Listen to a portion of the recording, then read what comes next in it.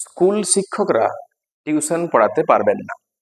আবার কিছু কিছু অভিভাবিকাগণ বলছেন যে গৃহশিক্ষকরা নাকি পড়ানোর যোগ্যই নয়, ওদের মধ্যে কোনো যোগ্যতা নেই যে ছাত্রছাত্রীদেরকে তারা পড়াবে।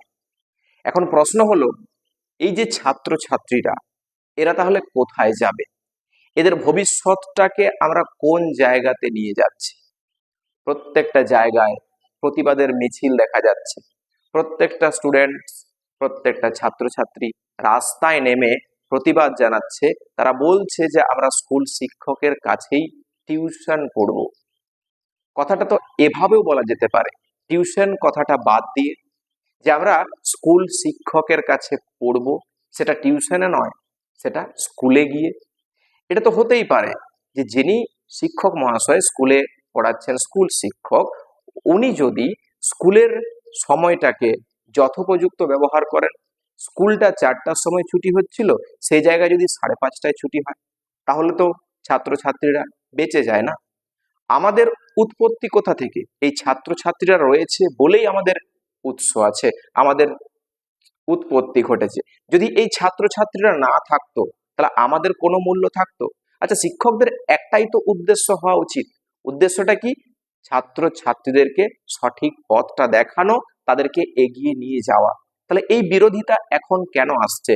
গৃহশিক্ষক হোক, স্কুলের শিক্ষক হোক, তাদের একটাই উদ্দেশ্য, ছাত্রছাত্রীদের ভালোর দিকটা দেখা, ওদেরকে ভালোর পথে চালিত করা, এটাই উদ্দেশ্য হওয়া উচিত। তার জায়গায় আমরা কি করছি? একটা বিদ্বেষ তৈরি করে ফেলেছি, একটা বিরোধিতা তৈরি করে ফেলেছি, যেটার কোনো মূল্য কিন্তু ছিল না।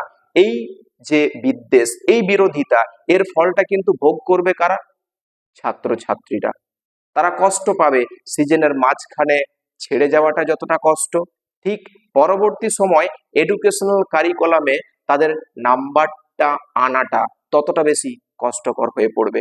যদি আমরা এখনো পর্যন্ত সচেতন না হই, আমরা যদি এখনো পর্যন্ত ওদেরকে এই বিরোধিতার মধ্যে রেখে দিই, তাহলে আমরা এখনো পর্যন্ত সবচেয়ে বড় ভুল করছি।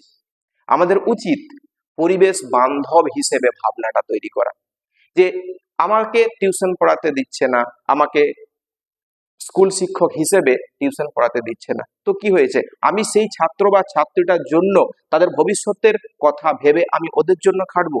আমার তো উদ্দেশ্যটা খাটা, আমার উদ্দেশ্য তো বিরোধিতা তৈরি করা নয়।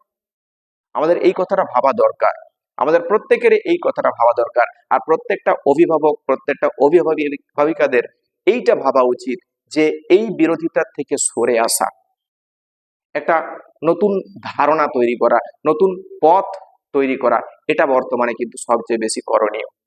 কে কি করালো, কার কতটা যোগ্যতা আছে, কে কতটা যোগ্য, এই বিচারটা আমরা না করে আমাদের ছেলে মেয়েদের ভবিষ্যৎটা উন্নত করার কথাটা ভাবা উচিত। আমাদের এই পর্যায়ে আমাদের বিরোধিতা থেকে সরে আসা উচিত। এমনকি স্কুলমুখী হয়ে সেই স্কুলের শিক্ষকদেরকে একটু বলি না যে আপনারা একটু ভালো করে দেখুন, তাহলে তো এই ছেলেগুলো বেঁচে যায়। এটা অবশ্যই আমাদের করণীয়। তাই এই পর্যায়ে আমার ব্যক্তিগত মতামত, একজন গৃহশিক্ষক হিসেবে, আমিও টিউশন করি, এই গৃহশিক্ষক হিসেবে আমার মত বলছে কি, যে এই বিরোধিতা থেকে সরে এসে একটু ভবিষ্যতের ভাবনা ভেবে, এই ছাত্রছাত্রীদের উজ্জ্বলের কথা ভেবে আমাদেরকে একটু এগিয়ে আসা দরকার। আর এই বিরোধিতার মনোভাবটা তুলে দিয়ে পঠন পাঠনে মন দেওয়াটা দরকার। সে গৃহশিক্ষক হোক, স্কুল শিক্ষক হোক, আমাদের একটাই কর্তব্য, ওদের পড়ানো আর ছাত্রছাত্রীদের উন্নতির দিকটা দেখা। ভালো লাগলে অবশ্যই একটু শেয়ার করবেন বা নিজের মতামতটা একটু জানাবেন।